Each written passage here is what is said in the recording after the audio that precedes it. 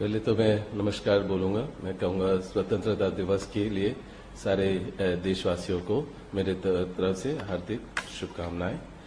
जरूर जब मैं शुभकामनाएं दे रहा हूं, मेरे को दुख भी हो रहा है जो मणिपुर में जो स्थिति है।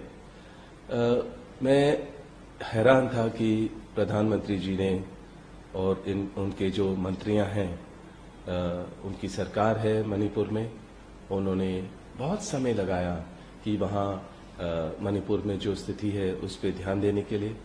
उसके वजह से स्थिति और बुरी होती गई। दो फैक्शन हो गए और वहाँ के जो सीएम थे वो संभाल नहीं पाए और सबने वीडियो देखे। और अगर आप मेरे सोशल मीडिया के प्लेटफॉर्म देखेंगे, उस पर आप देखेंगे मैंने कितनी बारी जिक्र किया मणिपुर के बारे में। और राहुल गए वहाँ, उन्होंने लोगों के बीच में रहे, उन्होंने समझा ग्राउंड में हो क्या रहा है, क्यों हो रहा है, उनकी मुश्किलें क्या हैं, और उन्होंने वहाँ की कहानियाँ, दर्द भरी कहानियाँ सुनाई भी, बताई भी। और मैं तो हैरान था। और राहुल ने मुझे भी बोला कि आप अपनी टीम लेकर आप पूरा देश देख सकते हैं। और बहुत समय से मैं सेवा हर जगह करता हूँ और देश के हर कोने तक पहुंचने की कोशिश करता हूं। कहीं भी कोई मुश्किल है तो मेरे तरफ से जो भी हो पाता है मैं करता हूं। तो उन्होंने बोला एक टीम लेकर आप भी वहां जाइए, देखिए कि वहां किस तरीके से हम वहां हेल्प कर सकते हैं। हम जो उनकी समस्या है, उनकी जो है, जो उस वहां हेल्प कर सकते हैं, तो वहां पहुंच गया। पर मेरा ये कहना है, जो आपका सवाल था कि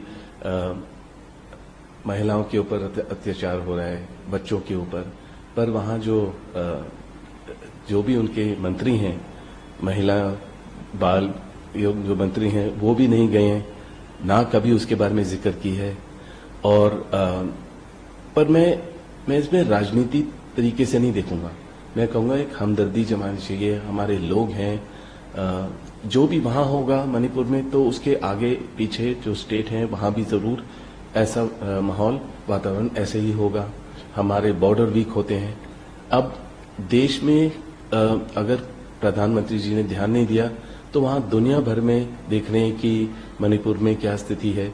तो मुझे ये लगा है कि राहुल ने जब वो, मैं उनको भी मुबारकबाद देता हूँ कि वो पार्लियामेंट में वापस पहुंचे हैं, तो उन्होंने जरूर इसकी जिक्र की।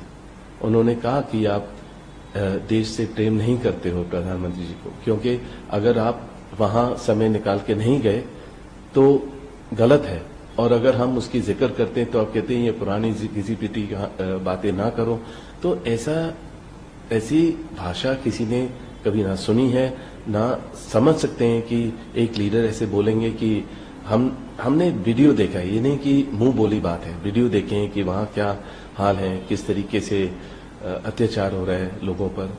तो वहाँ एक शांति का माहौल क्रिएट करने के लिए जो भी अबव पार्टी लाइंस, अपने पार्टी के बारे में मत सोचो, आप अबव पार्टी लाइंस सोचो कि वहाँ क्या किस तरीके से एकजुट होकर वहाँ के माहौल सुधारें, शांति का माहौल वापस लाएं।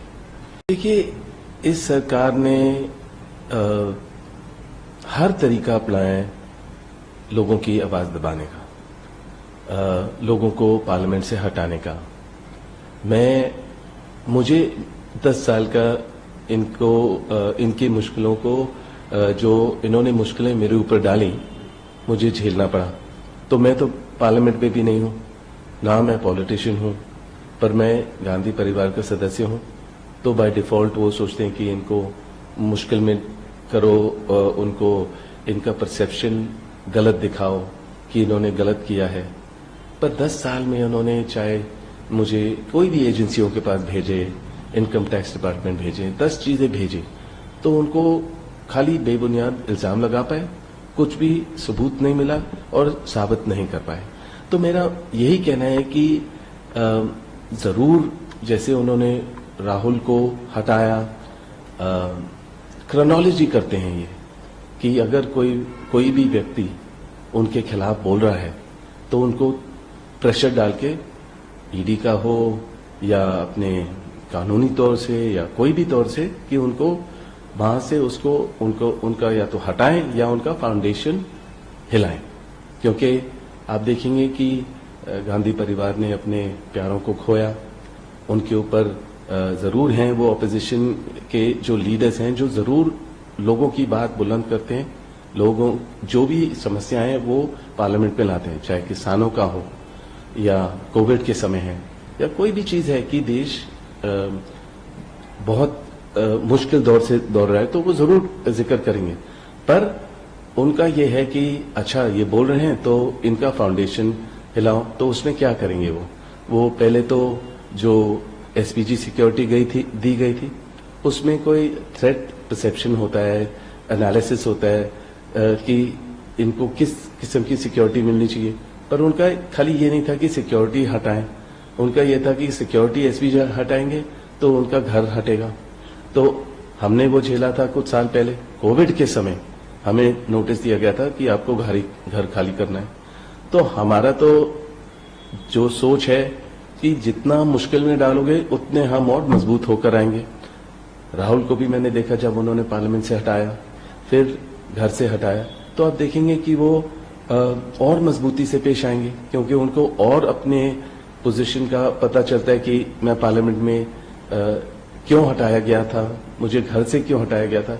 और फिर जब हटाओगे और हर चीज आप ये इस तरीका का माहौल बनाओगे तो लोग और मजबूत बनेंगे। जैसे मैं अपनी बात करूंगा कि जब मेरे को आप ईडी के पास 15 बारी भेजे, 10-10 घंटे में बैठा रहा, उनके सवाल खत्म हो गए, पर मैं डटा रहा, मैं वहां बैठा रहा और मैं निडर बन गया और मैंने कहा इस तरीके का माहौल है, झेलना पड़ेगा, हर चीज हमने झेला है तो ये भी।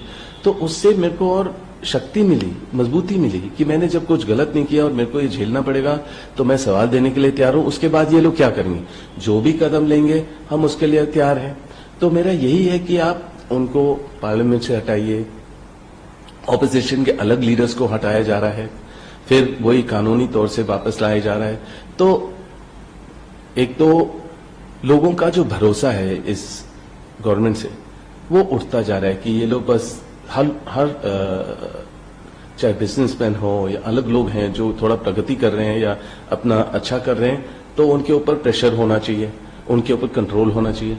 तो काफी लोग तो देश छोड़ के चले गए जो उद्योगपति थे, पर कुछ ही उद्योगपति जो हैं यहाँ वो रुके हुए हैं यहाँ, क्योंकि इन्हीं के परछाई में कि ठीक है अडानी हो या अंबानी हो या जो भी हैं कि उनको तो जरूर हर पोर्ट उनके नाम में है, हर एयरपोर्ट उनके नाम में है, हर संस्था उनके नाम में हो रही है।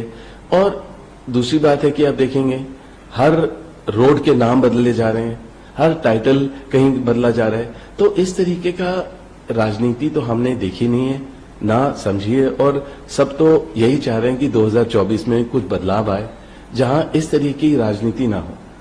सर, प्रियंका जी पे भी कल प्रियंका जी ने सामने रखा था अपने लेटर के जरिए कि हमसे 50% की कमीशन मांगी जाती है। उस बात को प्रियंका गांधी जी ने उठाया, कमलनाथ जी ने उठाया और तमाम कांग्रेस के नेताओं ने उठाया।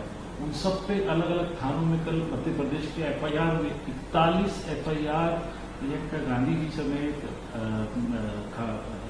केसी वेणुगोपाल जी, जयराम रमेश जी, कमलनाथ जी, इन सब के खिलाफ 41 थानों में कल FIR दर्ज हुई है। कैसे देखते हैं आप?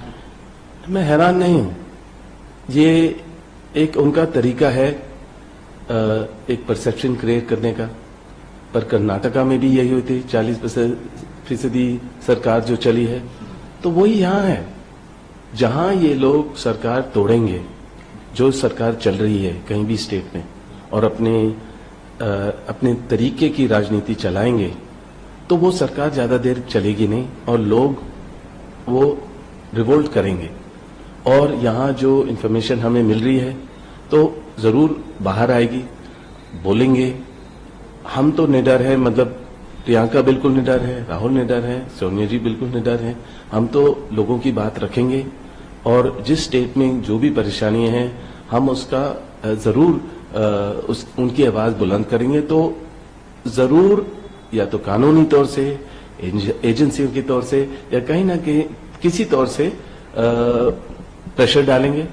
पर मैं फिर बोलूंगा, जितना प्रेशर डालोगे उतने हम मजबूती से उभर के बाहर आएंगे और उनको झेलने की हम अपनी क्षमता है और हम आगे बढ़ेंगे। सर, एक और बात थी कि हम लोग पार्लियामेंट में थे, उस वक्त जब प्रधानमंत्री जिक्र कर रहे थे और पूरी डिस्कशन चली 3 दिन नो कॉन्फिडेंस मोशन जो आई थी राहुल जी का होता था। बीजेपी के एक सांसद ने तो ये कहा कि सोनिया जी जब बैठी थी सामने तो सोनिया जी सनातनी परंपरा को मानती हैं, वो बेटे को सेट करती हैं, दामाद को भेंट करती हैं। उसके बाद बार बार ये एक जो है भाषणों में कह लीजिए, स्पीच में कह लीजिए, पार्लियामेंट के अंदर भी आपका जिक्र हमेशा होता है। आपको लगता है कि आप एक सॉफ्ट टारगेट हैं हमेशा जो इस बात के लिए आप बनते हैं? देखिए, पार्लियामेंट का टाइम जाया करते हैं ये लोग। पार्लियामेंट में नए बिल होने चाहिए, नए देश में जो मुश्किलें हैं उसकी जिक्र होनी चाहिए, जहां हम प्रगति कर सकते हैं उसकी जिक्र होनी चाहिए। पर जो लोग, जो परिवार, और मैं गांधी परिवार का सदस्य हूं, तो क्या होता है कि जो ऑपोजिशन स्ट्रांग है और मजबूत है, जो लोगों की आवाज बुलंद करती है, हर समस्या जो है सामने लाती है, और उनको ये है कि मेरा नाम हमेशा लिया है जब भी वो लोग, बीजेपी के लोग मुश्किल में होते हैं, कभी जब भी कोने में होते हैं तो वो कहते हैं यार लोगों को भटकाना है, ये जो है इस जो मुद्दा है उसको हटाना है, रॉबर्ट वाड्रा का नाम इस्तेमाल करना है। पर देखिए, बहुत समय हो गया है, देश के लोगों को पता है कुछ भी होता तो मैं यहां बैठा नहीं होता, कोई भी चीज जो भी उन्होंने बोला है कोई साबित नहीं कर पाए। और जब भी ये लोग इस तरीके की भाषा इस्तेमाल करेंगे कि उनको सेट करना है, भेंट करना है, आप उस मंत्री से क्या उम्मीद करते हैं? उनकी सोच क्या है? उनको लग रहा है कि अरे मैंने बहुत अच्छा बोल दिया, मैंने इस परिवार के अगेंस्ट बोल दिया, रॉबर्ट वाड्रा के अगेंस्ट बोल दिया, अब मैं तो, मेरे नंबर बन गए हैं। तो लोग देखते हैं यार ये क्या समय जाया कर रहे हैं और क्या फालतू बात कर रहे हैं। और हंसी मजाक के लिए तो हम लोग, मतलब उनको चुना नहीं है, लोगों ने चुना नहीं है कि आपको एक पद पे डाला है, और आप हवा में बात करते हैं, जो भी इल्जाम लगाएंगे हवा में बात करते हैं। मैं राजनीति में नहीं हूं, पर मैं लोगों को चुनौती देता हूं, क्योंकि मैं निडर हूं। क्योंकि जब आप किसी को ईडी के पास भेजेंगे, जब आप उनकी सारी कंपनियों को पलट देंगे, जब आप अटैचमेंट हर चीज कर देंगे, आप ये पूछेंगे कि आपने पहला रुपए कहां से कमाया। आप जब मेरी माता जी एक उम्र की हैं, उनको भी आप इंटेरोगेशन कराते हैं, तो मैं किस चीज के लिए अब डरूंगा? जो भी और कदम ये लेंगे मैं उसके लिए भी तैयार हूं। जो पाबंदी इन्होंने करनी थी, जो भी मेरे लिए मुश्किल डालनी थी, मैं उसको झेल रहा हूं। तो अगर मैं देखता हूं कि कोई मंत्री ऐसे बोल रहा है, तो मैं तो और उभर के आऊंगा और बोलूंगा कि आप, मतलब कि आपकी सोच क्या है? आपको एक पैमाने पर, आपको एक पद पे डाला गया है लोगों ने, पर मुझे लग रहा है गलत है। क्योंकि अगर आप इस फालतू तरीके से बात करेंगे, जो आपको लगेगा कि आपके लीडर्स बहुत खुश होंगे कि आपने गांधी परिवार के बारे में, रॉबर्ट वाड्रा के बारे में बोला है, तो मतलब अब आप आगे आ सकते हो, पीछे मत रहिए, अब आप आगे आइए, अब अपनी सीट को आगे लाइए। तो ये फालतू बात, ये बेबुनियाद इल्जाम, ये बकवास, भेंट करना, सेट करना, ये पार्लियामेंट के समय का गलत फायदा हो रहा है। और मतलब कोई ढंग की चीज नहीं निकल रही है।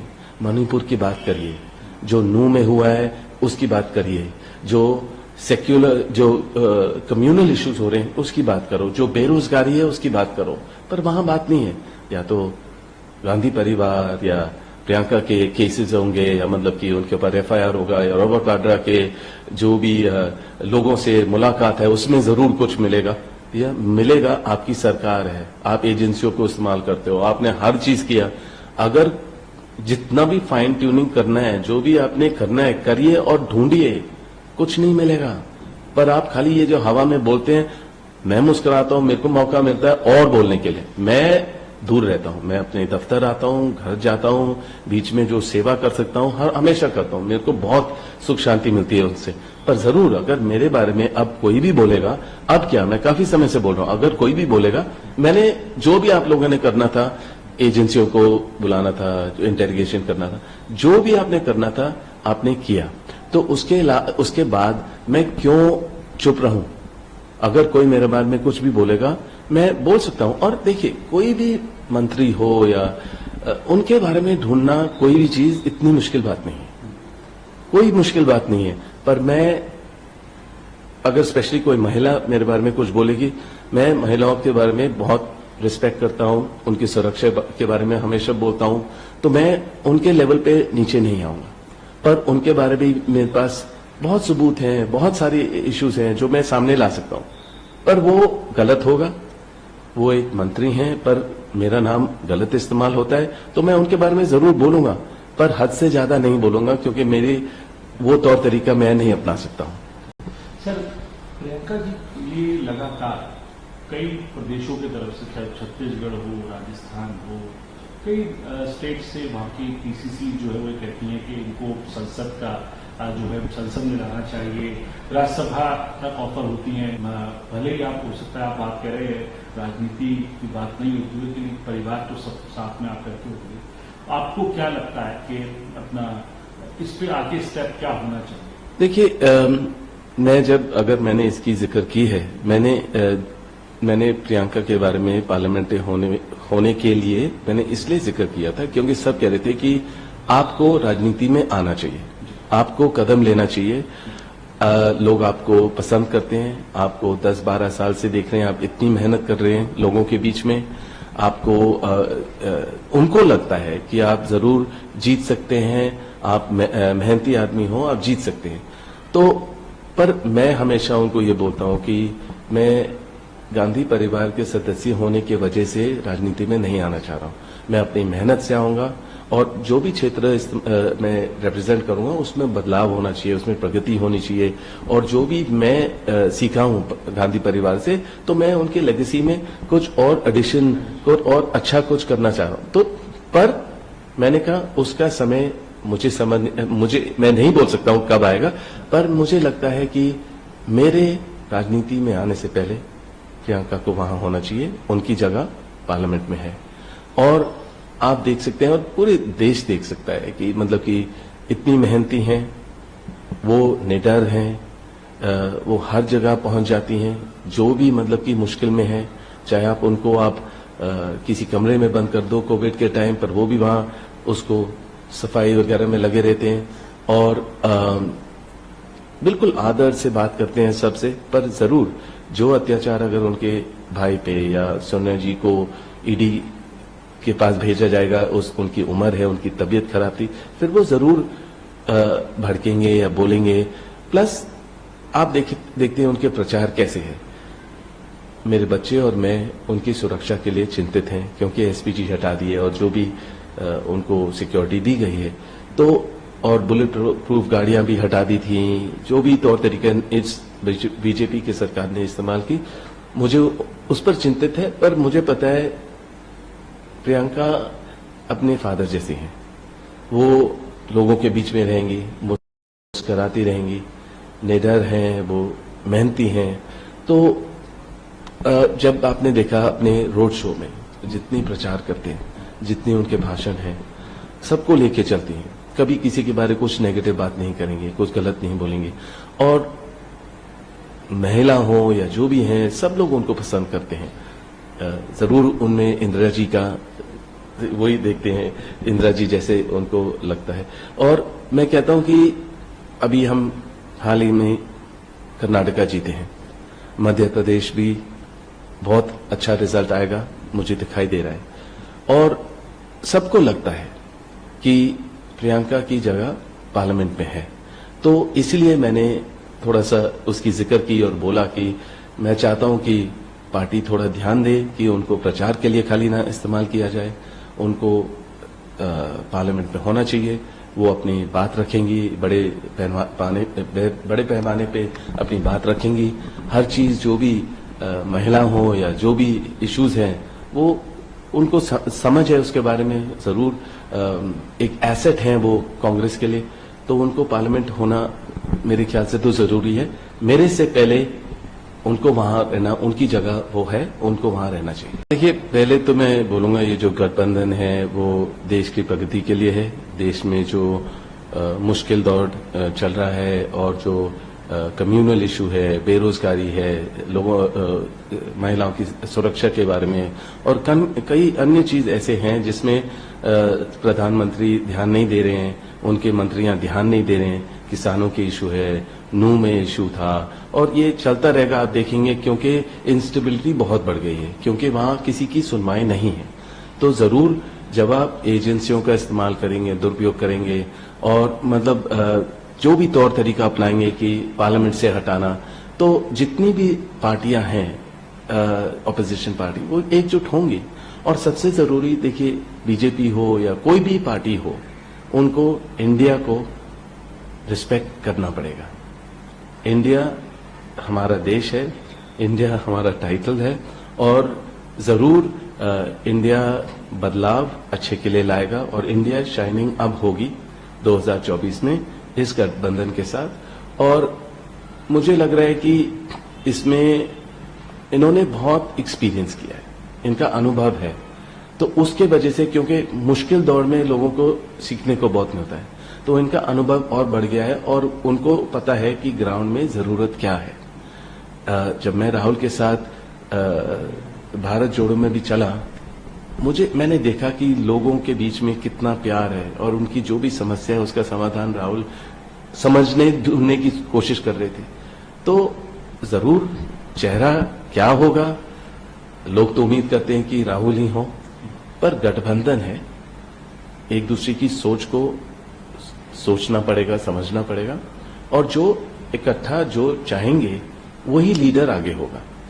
पर आप देख सकते हैं पार्लियामेंट में कौन ज्यादा बात करता है, ऑपोजिशन लीडर जो हैं, जो ऑपोजिशन के लोग हैं, कौन ज्यादा बात करता है, जो कौन मुद्दे वो ज्यादा उठाता है, कौन जो मुश्किलें हैं लोगों की उसको सामने लाते हैं, तो उसके मुताबिक आप अपनी पोजीशन पाएंगे।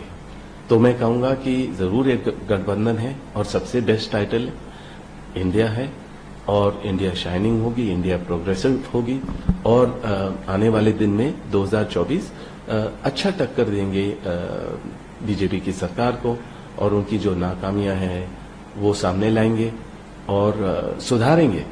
खाली सामने लाने की बात नहीं है, सुधारेंगे कि जो देश को जरूरत है, जो ये अनशन बोलते हैं पार्लियामेंट में, भेंट और सेट करना, भेंट करना, जीजा जी, ये सारे बेफालतू बातें हैं।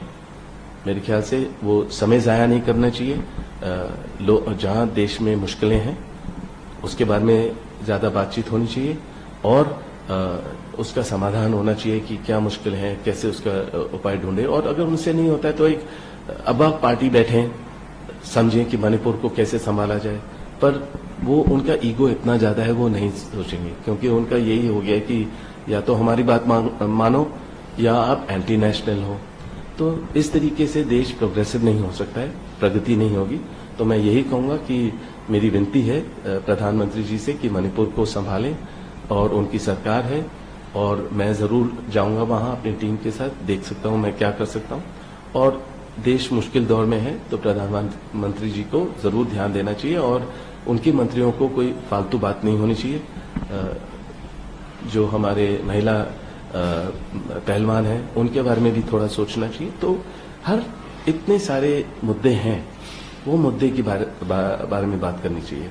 जो उनके सांसदों ने गलत किया है उसके बारे में थोड़ी सी बात करें, तभी पता चलेगा कि वो बैलेंस्ड है, बायस नहीं है कि खाली नंबर होने चाहिए कि मैंने ये उठाया तो अब मैं ऊपर से नीचे आ सकती हूँ और सामने बैठ सकती हूँ। तो मेरा यही कहना है, मैं और ज्यादा नहीं बोलूंगा, ना उनके बारे में कुछ गलत बोलूंगा, क्योंकि मैं उस तरीके से मेरी सोच नहीं है। पर अगर कोई भी मेरे बारे में कुछ गलत बोलेगा तो मैं जरूर